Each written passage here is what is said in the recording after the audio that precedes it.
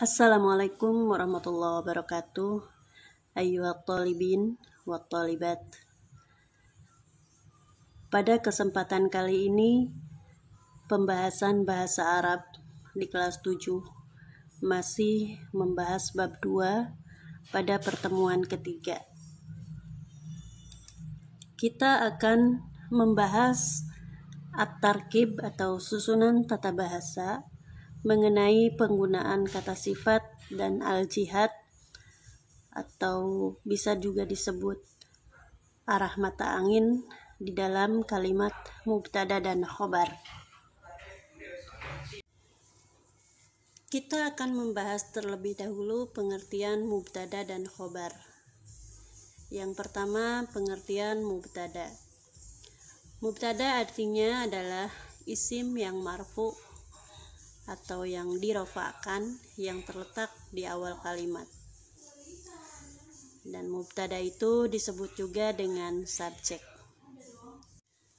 Contohnya adalah al-masjidu nadhifun, ar-rajulu jamilun, at-tilmidhatu mahiratun.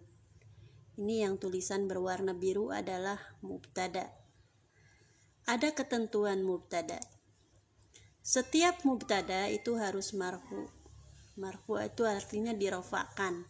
Ada ciri-ciri khusus tertentu, apa itu harus bagaimana itu rofa ya.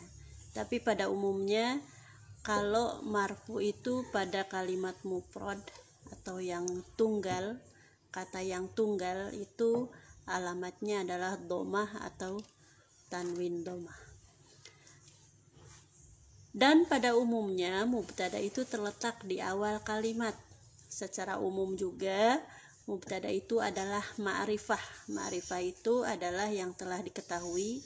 Artinya jika misalkan kamu mau bilang orang, berarti orangnya sudah kamu ketahui orang yang mana yang akan disebutkan.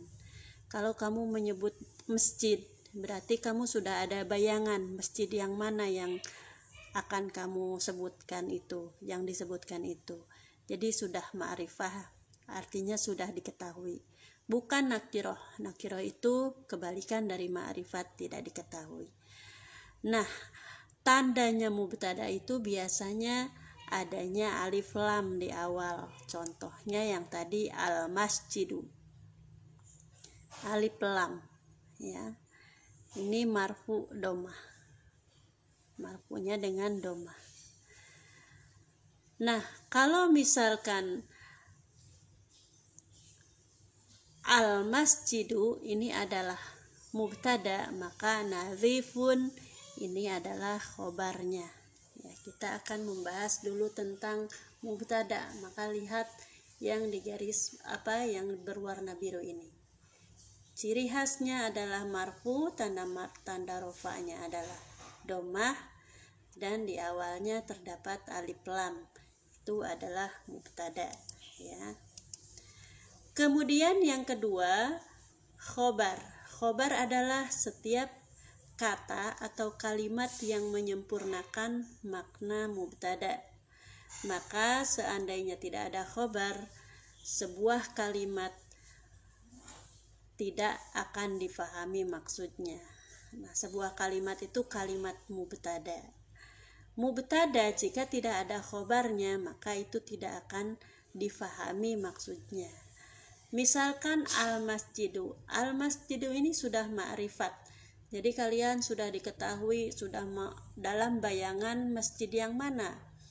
Itu sudah diketahui, sudah ma'rifat. Tanda ma'rifatnya adalah dengan alif lam. Al-masjidu, masjid itu kalau tidak ada khobarnya maka tidak difahami. Kamu mau menyebutkan masjid itu bagaimana? Tidak. Tapi harus ada khobarnya. Al-masjidu nadhifun. Masjid itu bersih. Misalkan seperti itu. Ar-rajulu, orang itu jamilun, ganteng atau cakep. At-tilmidhatu mahiratun. Murid perempuan itu pandai. Nah, ini disebut mubtada dan khobar. Tentu saja khobar juga ada ketentuan. Apa saja ketentuannya? Ketentuan khobar. Secara garis besar, pada umumnya khobar ada dua ketentuan. Yang pertama, khobar harus sesuai dengan mubtada di dalam hal jumlah. Jumlah artinya jumlah kalimat, ya. Jumlah kalimat di dalam bahasa Arab itu ada 3. Yang pertama jumlahnya tunggal atau 1, itu disebut mufrad. Jumlahnya 2, itu disebut musanna.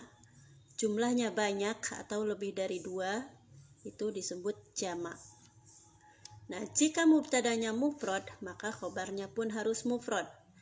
Jika mubtada musanna, maka khobarnya pun harus musanna. Jika mubtadanya jamak, maka khobarnya harus jamak. Jadi khobar mengikuti mubtada. Kemudian yang kedua, ketentuan khobar harus sesuai dengan mubtada di dalam bentuk jenis. Jika mubtadanya mudzakkar, maka khobarnya pun harus mudzakkar. Jika mubtadanya muannas, khobarnya pun harus muannas. Contoh. Kita diulang contoh yang tadi. Al-masjidu nadhifun. Ini adalah bentuk kata mufrad. Mufrad itu tunggal. Jadi masjidnya itu ada 1, rojulnya ada 1, tilmizatunya ada 1. Di sini belum disebutkan ciri khas bilangan isim atau kalimat yang jumlahnya 2 atau banyak. Jadi kita masih membahas tentang yang tunggal atau mufrad. Al-masjidu, masjid itu berarti masjidnya 1. Nadhifun, bersih. Jadi nadhifun ini tidak ada ciri khusus untuk merubah bentuk jumlah kalimat. Jadi seperti ini. Kemudian dalam bentuk jenisnya dibedakan antara mudzakkar dan muannas. Jika mubtadanya mudzakkar, maka khobarnya pun harus mudzakkar. Di sini ciri muannas itu ada ta marbuthoh. Maka yang tidak ada ta marbuthoh pada umumnya itu adalah ciri mudzakkar. Nah, di sini ada ta marbuthoh. Berarti yang at-tilmizatu ini adalah muannas mubtadanya, maka khobarnya pun harus mengikuti mubtada, harus muannas. Makhiratun. Ini adalah contoh kalimat yang lainnya. Al-kitabu jadidun. Kitab itu, buku itu baru. Al-masjidu nadhifun. Masjid itu bersih. Kurrasatu. Al-kurrasatu raqiqatun. Buku tulis itu tipis. As-saburatu qadimatun. Papan tulis itu usang. Nah, ini contoh kalimat di sini semuanya adalah mufrad. Mufrad artinya tadi apa? Tunggal. Kalimat tunggal. Bukan musanna, bukan jamak, bukan bilangannya ada 2 ataupun banyak. Al-kitabu, buku itu berarti bukunya 1. Jadidun, baru. Di sini adalah yang tulisan kuning, warna kuning ini adalah mubtada, yang tulisan warna merah ini adalah khobarnya. Di sini sudah terlihat jelas yang mana yang mudzakkar dan yang mana yang muannas. Jika mubtadanya mudzakkar, maka khobarnya pun harus mudzakkar. Jika mubtadanya muannas, maka khobarnya pun harus muannas. Harus disesuaikan. Kita teruskan dengan contoh penggunaan kalimat al-jihad. Harus diingat, al-jihad itu adalah arah mata angin. Mana arah mata angin di sini? Bab yang lalu atau pertemuan yang lalu kita telah bahas al-jihad, arah mata angin itu ada 4 yang pokok dan yang cabang juga ada 4. Nah, ini yang dibahas di sini yang pokok ya, yang sering kita gunakan. Arah mata angin juga ini bisa digunakan untuk menunjukkan arah sesuatu, letak sesuatu. Misalkan al-masjidu syarqul maktabah. Masjid itu terletak di sebelah timur perpustakaan. Al-ma'malu janubul musolla. Laboratorium bahasa itu terletak di sebelah selatan musolla. Al-mal'abu syamalul maqsaf. Tempat bermain atau lapangan itu berada di sebelah utara kantin.